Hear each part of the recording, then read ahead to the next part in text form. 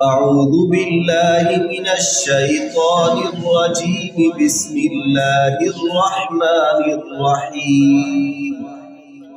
ثم قست قلوبكم من بعد ذلك فهي كالحجارة أو أشد قسوة وإن من الحجارة لما يتفجر منه الأنهار وإن منها لما يشقق فيخرج منه الماء وإن منها لما يهبط من خشية الله وما الله بغافل عما تعملون.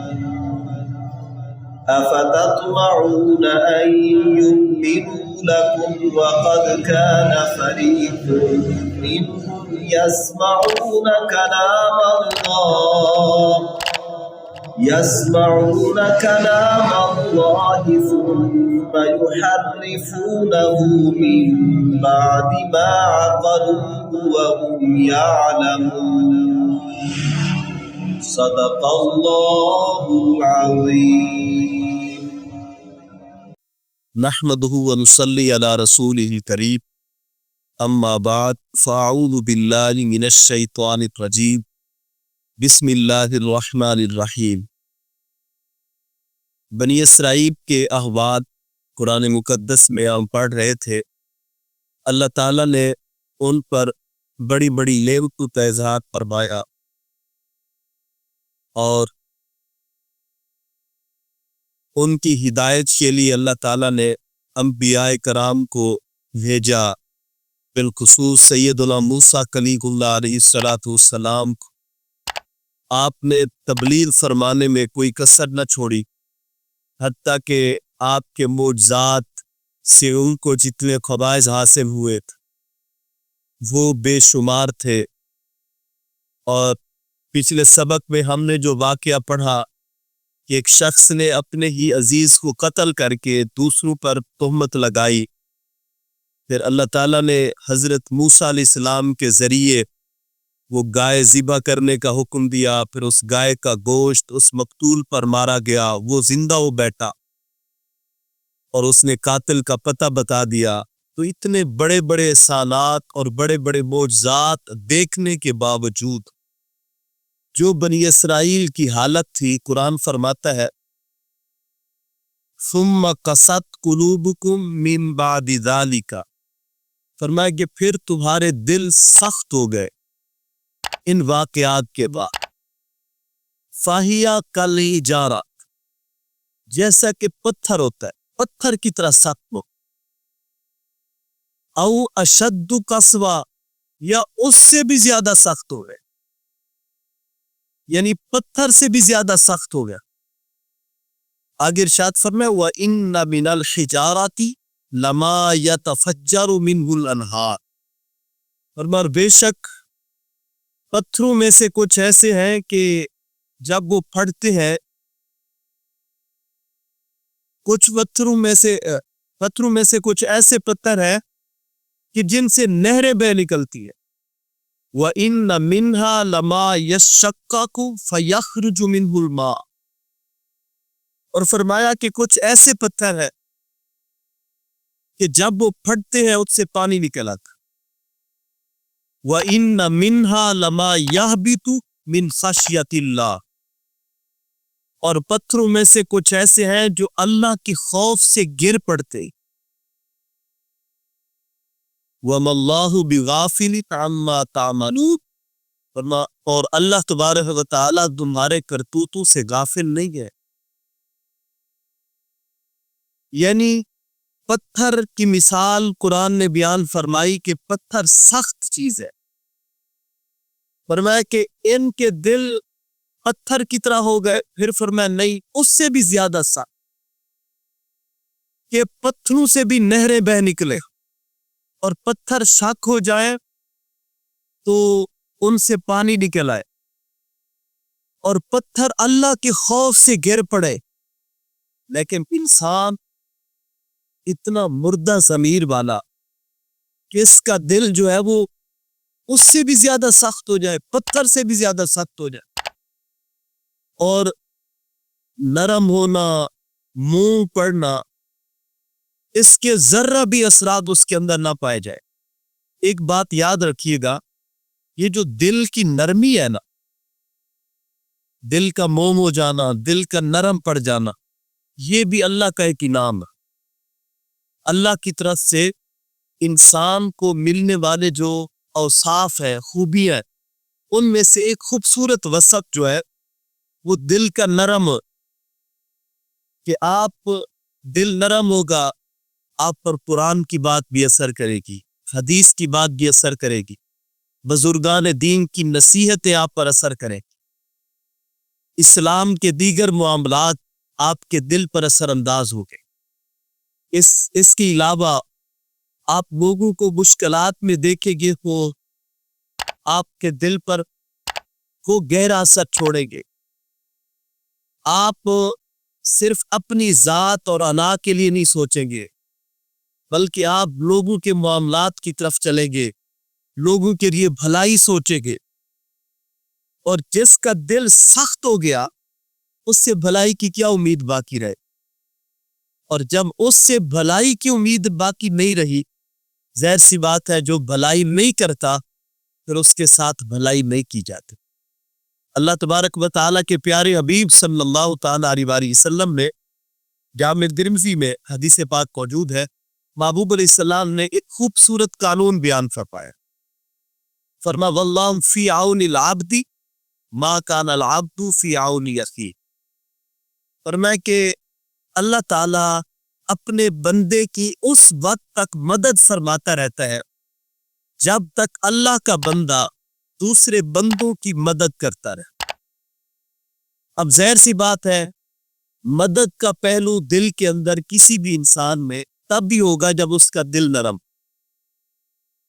جب اس کا دل ہی سخت ہو گیا۔ بعض لوگ ایسے ہوتے ہیں کہ آپ پورا زور لگا لیں، ان کے دل پر بات اثر ہی نہیں کرتی، ان کے دل موم ہوتے ہی نہیں، ان کے دل نرم ہوتے ہی نہیں۔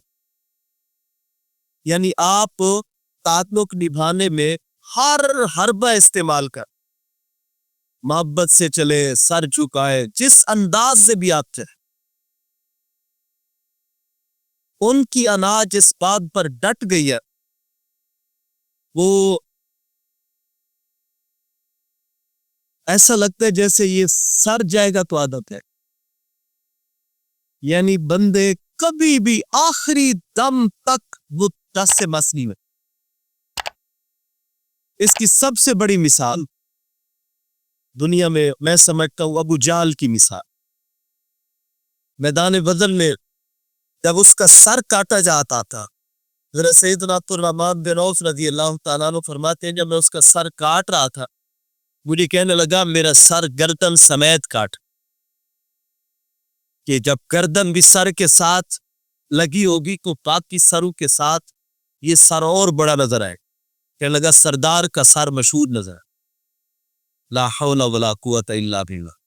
آپ اندازہ لگائیں، فرعون دنیا میں سب سے ظلم کی مثال فرعون ہے، فرعونیت کی مثال، ظلم کی مثال دی ہے، لیکن جب وہ پانی میں ڈبکیاں کھا رہا تھا ایک بار اس نے غوطہ کھایا، پھر جب وہ باہر نکلا نا اس کا سر، کہنے لگا آمنت بربی ہارون و موسیٰ، میں موسیٰ اور ہارون علیہ السلام کے رب پر ایمان لایا۔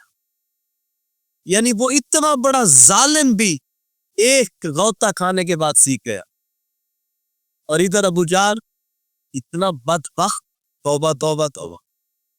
اور آج کل کے دور میں بے شمار ایسی مثالیں، بے شمار ایسے لوگ ہیں ٹس سے ماسی نہیں ہو۔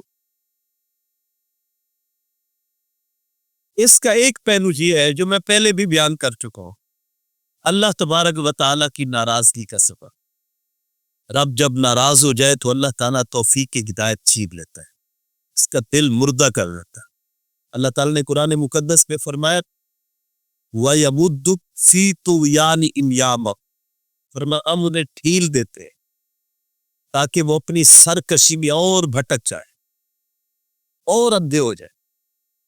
جو انہیں اپنی انا کی وہ جو پیروی کر رہے ہیں، ذاتی خواہشات کی پیروی، ذاتی سوچ کی پیروی، لوگ کے دلوں کے اندر ایک پتنگ کو پریشانی، اس کو پروان چڑھانے کے لیے وہ جو زور لگا رہے، اللہ تعالیٰ فرماتے ہم انہیں ڈھیل دے، اور آگے بڑھ، اور آگے بڑھ، اور آگے بڑھ، تم کہاں تک جا سکتے، چلے جاؤ۔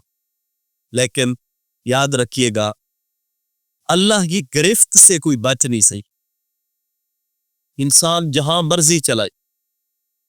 اور حضور سید الامام یعنی مقام امام حسین رضی اللہ تعالیٰ انہیں فرمایا تھا اسلام سے جتنا زیادہ دور ہو جاؤ گے نا واپسی پھر مشکل ہو جائے گی، اور فرمایا تھا کہ پھر جتنا زیادہ دیر سے اٹھو گے نا قربانی اتنی بڑی دینی پڑے گی۔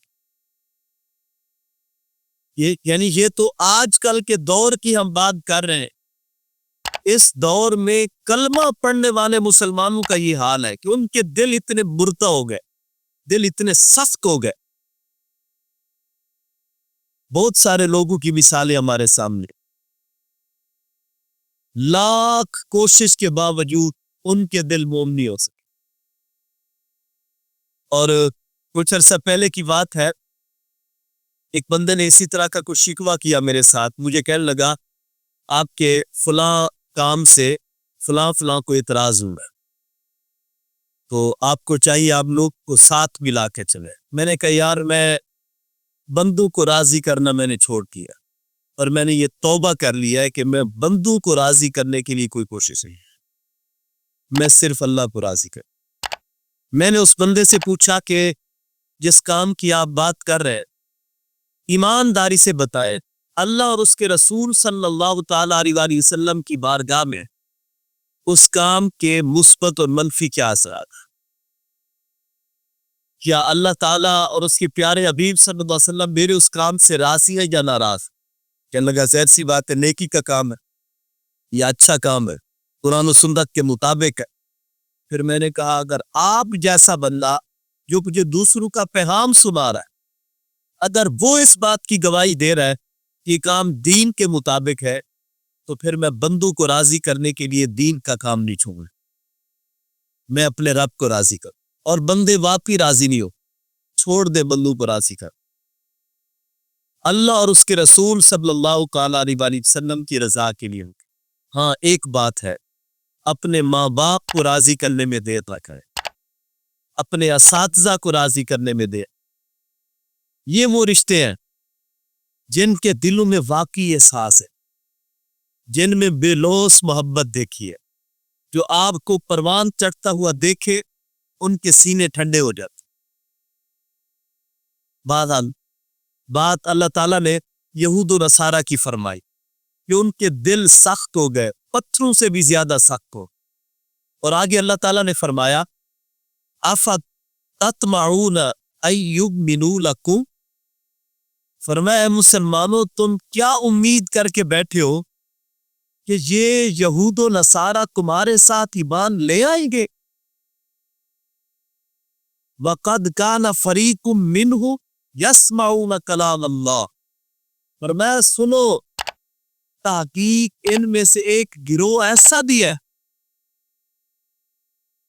بھی ایک گروہ تھا جو اللہ کا کلام سنتے، يُحَرِّفُونَ مِن بَعْدِ مَا عَقَلُوهُ، فرمایا اسے سمجھنے کے باوجود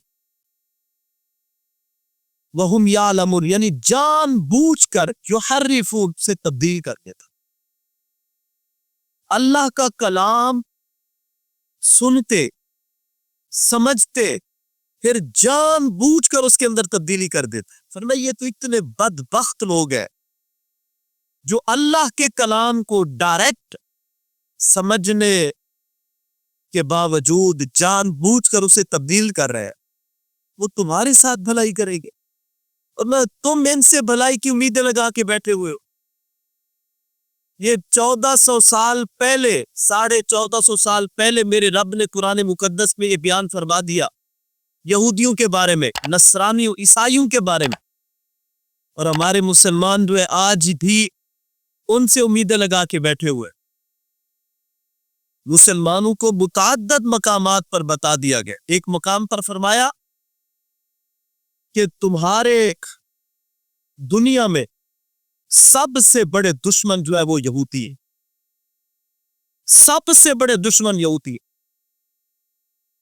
اور فرمایا یا ایھا الذین آمنوا لا تتخذوا اليہود والنصارى اولیاء، اے ایمان والو یہودی اور عیسائیوں کو دوست مت بناؤ. لا تتخذوا بطانۃ من دونکم، فرمایا ایمان والو اپنوں کے علاوہ یعنی مسلمانوں کے علاوہ یہود و نصارہ کو ہمراز نہ بناؤ، یہ تو تمہاری تباہی چاہتے ہیں. آج دیکھ لے فلسطین میں مسلمانوں کا کیا حال ہو گیا. لیکن بدقسمتی یہ بھی ہے کہ مسلمان آپس میں گڑھا پھوٹا ہے اور مسلمانوں کے دلوں سے احساس مسلم ختم ہو گئے. اللہ اکبر. آج مسلمان کھوکھلا ہو کر رہ گئے، اس کے پلے کچھ بھی نہیں رہا. پیارے آقا صلی اللہ تعالی علیہ وآلہ وسلم ایک مرتبہ بہت پریشان بیٹھے ہوئے، صحابہ نے پوچھا حضور آپ اتنے غمگین کیوں ہے؟ ارشاد فرمایا کہ سارا کفر جمع ہو کر میری امت پر ایسے ٹوٹ پڑے گا جیسے بھوکے کھانے کی پلیٹ پر ٹوٹ پڑتے ہیں. صحابہ نے عرض کی حضور اس وقت ہم تھوڑے ہو جائیں گے کہ کافر سارے کھانے کے لیے ٹوٹ پڑیں گے؟ محبوب علیہ السلام نے فرمایا نہیں، تھوڑے نہیں ہوں بلکہ کثیر تعداد میں. صحابہ اور تعجب میں آئے، عرض کی میرے آقا پھر اتنی بڑی تعداد کے ہوتے ہوئے کافر کیسے ہم پر ٹوٹ پڑیں گے؟ وہ اپنے اوپر بھول رہے تھے کہ ہم 313 ہو کر بھی طوفان کے رخ پھیر دیتے. پورا کفر ہمارے سامنے کھڑا نہیں ہو سکتا، ٹھہر نہیں سکتا. اللہ تعالیٰ نے ایمان دی ایسی پاور عطا فرمائی. میں نے کہا حضور پھر کیا ہو جائے گا؟ فرمایا میری امت میں وہم کی بیماری آ جائے گی. وہ کیا؟ فرمایا حب الدنیا و کراہیت الموت، دنیا کی محبت اور موت سے نفرت. آج ان دو باتوں نے مسلمانوں کو کھوکھلا کر کے رکھا. طاقت ہونے کے باوجود کمزور اور کھوکھلے ہو گئے. کاش کہ ہم قرآن کا سہارا دیں، قرآن مقدس کی طرف آئے، قرآن پاک کو اپنے سینے سے لگائے اور اپنے سینے میں بسائے اور قرآن کے دامن کرم سے جو وابستہ ہو جائے سارے مسلمان. وہ دن دور نہیں ہے کہ اللہ تعالیٰ اسلام کو پھر سے غلبہ عطا. اللہ کی بارگاہ میں دعا ہے اللہ تعالیٰ مجھے اور آپ کو عمل کی توفیق عطا فرمائے. وما علیہ الا البلاغ.